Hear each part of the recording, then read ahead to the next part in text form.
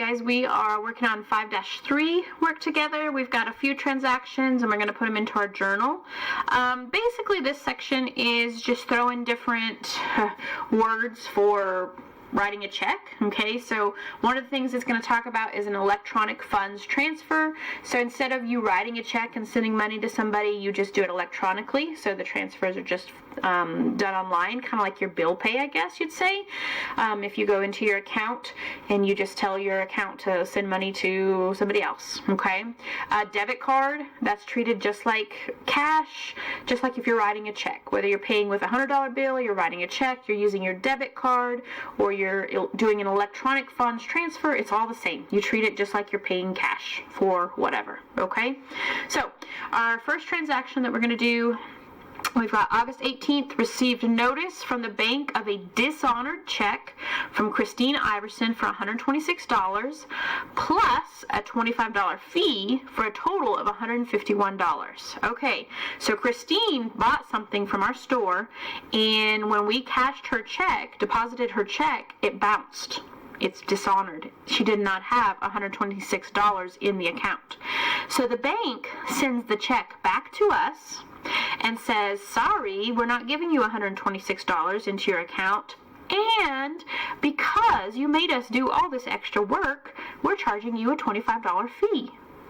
So now we are short basically $151. Okay, the $126 that Christine did not have in her account to actually give us, and the $25 that the bank charges us because we turned in a bad check, even though we did nothing wrong. Kind of annoying, but that's the way it works.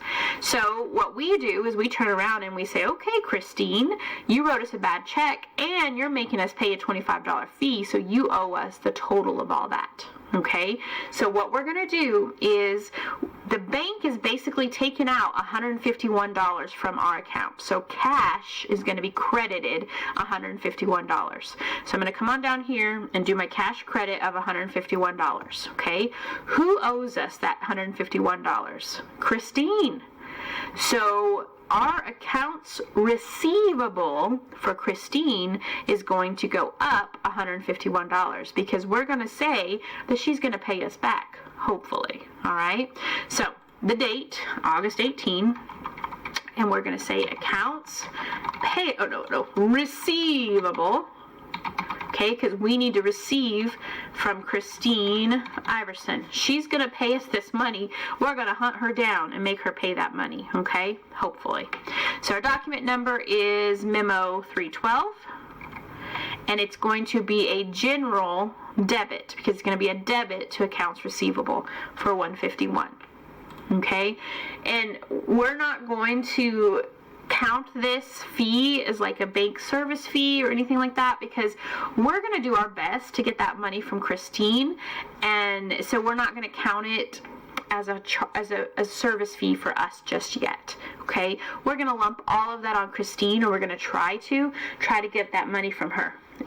In 3 months down the road, if she still hasn't paid, then that might be a different story. But for now, we're just going to throw it all back at Christine and say, hey, you owe us the whole amount of $151. Okay, so that's the first transaction. On the 20th, we paid cash on account to Schwartz Enterprises $270 using EFT, that's electronic funds transfer, memo number 313. Okay, so this is basically just paying cash on account. Who cares that it's EFT? It really truly doesn't matter. It's just a different way to write a check. All right, so on the 20th, our accounts payable for Schwartz Enterprises, all right, that's memo 313.